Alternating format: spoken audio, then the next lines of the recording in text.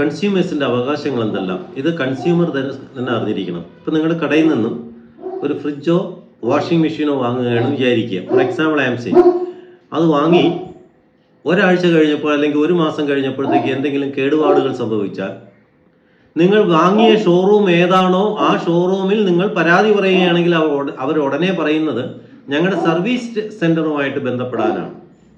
അതായത് ഇതിൻ്റെ authorised service centre ശരിക്കും അങ്ങനെ തന്നെയാണ്. പക്ഷേ ഒരു സാധനം വാങ്ങി ദിവസങ്ങൾക്കുള്ളിൽ അല്ലെങ്കിൽ മാസങ്ങൾക്കുള്ളിൽ കേടുവരികയും അതിനെക്കൊണ്ട് സർവീസ് സെൻറ്ററിൽ പോകുക എന്നൊക്കെ പറയുമ്പോഴത്തേക്ക് കസ്റ്റമേഴ്സിൻ്റെ അല്ലെങ്കിൽ കൺസ്യൂമേഴ്സിൻ്റെ മനസ്സിന് വല്ലാത്ത വിഷമം തോന്നുന്ന ഒരു കാര്യമാണ്. അപ്പോൾ അങ്ങനെ വരുന്ന കാര്യം നിങ്ങൾക്ക് പരാതി ഉണ്ടെങ്കിൽ, കൺസ്യൂമേഴ്സിന് പരാതി ഉണ്ടെങ്കിൽ ആ പരാതി കൊടുക്കാനായിട്ടുള്ള കോടതികളുണ്ട്.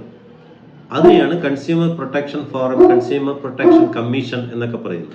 ഇത് ജില്ലാതലത്തിലുണ്ട്, സ്റ്റേറ്റ് ലെവലിലുണ്ട്, സ്റ്റേറ്റ് കൺസ്യൂമർ ഫോറം ഉണ്ട്, കൺസ്യൂമർ റിഡ്രസിംഗ് കമ്മീഷൻ, ഇതാണ് അങ്ങനെ പറയുന്നത്. പിന്നെ സെൻട്രൽ ഗവൺമെൻറ്റിൻ്റെ ഉണ്ട്.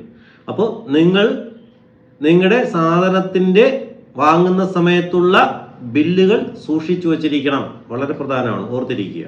അപ്പോൾ അങ്ങനെ നിങ്ങൾക്ക് ഏതെങ്കിലും, ഉദാഹരണം നിങ്ങൾ ഫ്രിഡ്ജ് വാങ്ങിച്ചു, അല്ലെങ്കിൽ കാർ വാങ്ങിച്ചു, TV വാങ്ങിച്ചു, എന്തെങ്കിലുമൊക്കെ AC വാങ്ങിച്ചിട്ട് സമയത്തിന് കിട്ടിയില്ലെങ്കിൽ പോലും കേസ് ഫയൽ ചെയ്യാം. മനസ്സിലായി? ഇപ്പോൾ നിങ്ങൾ ഓൺലൈനാണ് ബുക്ക് ചെയ്ത് വെച്ചോളൂ. നിങ്ങൾക്ക് ഇപ്പോൾ ഫ്ലിപ്കാർട്ട് അതുപോലെയുള്ള പ്രമുഖമായ ബ്രാൻഡ് കമ്പനി അവർ ത്രൂ ആണ് നിങ്ങൾക്ക് സാധനം വരേണ്ടത്. പക്ഷേ അത് കറക്റ്റ് ടൈമിന് ഡെലിവറി ചെയ്തില്ലെങ്കിൽ പോലും നിങ്ങൾക്ക് കേസ് കൊടുക്കാം. കൺസ്യൂമർ പ്രൊട്ടക്ഷനാണ്. അപ്പോൾ ഇതുപോലെ ഏതെങ്കിലും നിങ്ങൾക്ക് സംശയമുണ്ടെങ്കിൽ എന്നോട് ചോദിച്ചോളൂ, ഞാൻ അതിൻ്റെ വേണ്ട നിർദ്ദേശങ്ങൾ തന്ന് സഹായിക്കാം.